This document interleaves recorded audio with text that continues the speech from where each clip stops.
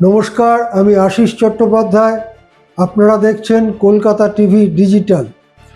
আবার আপনাদের কাছে নিয়ে এসেছি দিল্লিতে যে ছাত্র যুবদের আন্দোলন হচ্ছে সেই ব্যাপারে সবথেকে শেষ খবর, যেটা জানা যাচ্ছে যে প্রায় প্রতিটি ফ্রন্টে ছাত্র যুব বিক্ষোভকে সামলাতে গিয়ে পিছু হটছে সরকার।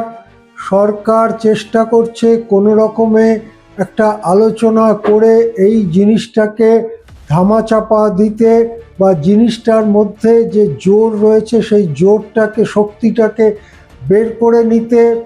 আজকে সকালবেলা 11টার সময় পার্লামেন্ট, সংসদের অধিবেশন শুরু হওয়ার সঙ্গে সঙ্গে কিরেন রিজিজু, কেন্দ্রীয় মন্ত্রী, তিনি জানান যে তারা এই ব্যাপারটা নিয়ে আলোচনা করতে উৎসুক।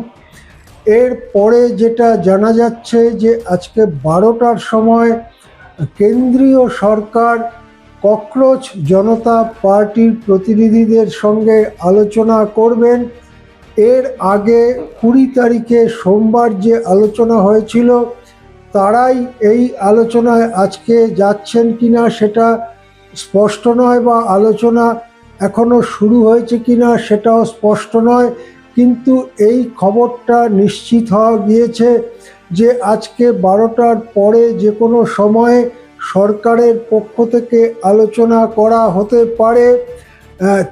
তৃতীয় দিক হচ্ছে, গতকাল যখন রাহুল গান্ধী প্রধানমন্ত্রীর বাসভবনের সামনে ধর্ণা দিয়েছিলেন, তখন অন্যতম মন্ত্রী জিতেন্দ্র সিংহ রাহুল গান্ধীর সঙ্গে রাস্তায় নেমে আলোচনা করতে গিয়েছিলেন যে তারা কি চান।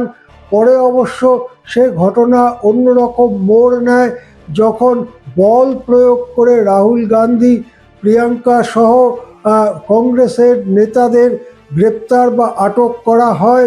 কিন্তু জিতেন্দ্র সিংহ মন্ত্রী, তিনি গিয়েছিলেন রাহুল গান্ধীর সঙ্গে আলোচনা করতে।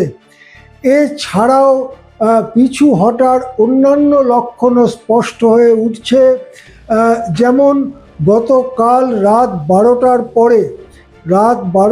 পরে যে মেদান্ত হাসপাতালে সোনম ওয়াংচুক ভর্তি আছেন, সেই হাসপাতালে পৌঁছে যান কেন্দ্রীয় স্বাস্থ্যমন্ত্রী, বর্ষিয়ার নেতা জগৎ প্রকাশ নাড্ডা এবং অন্যতম প্রতিমন্ত্রী জিতেন্দ্র সিংহ।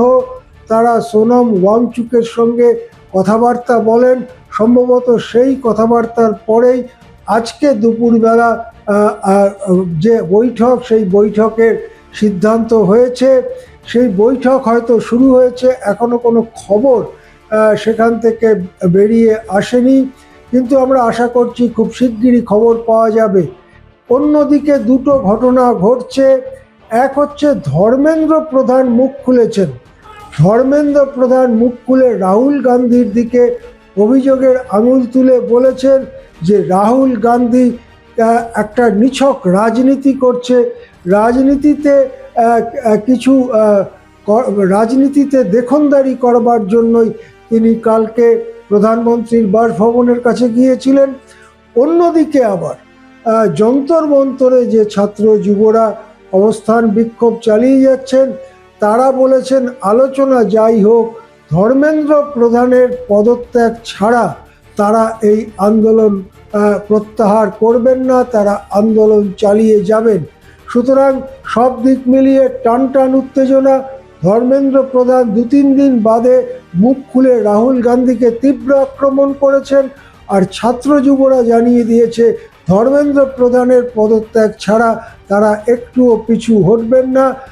এই পরিস্থিতিতে সরকারের সঙ্গে কি আলোচনা হয়, বা পার্লামেন্টে, সংসদে কোনো আলোচনা শুরু করা হয় কিনা, সেদিকে আমাদের নজর রয়েছে। প্রতি মুহূর্তের আপডেটের জন্য আপনারা দেখতে থাকুন কলকাতা টিভি ডিজিটাল।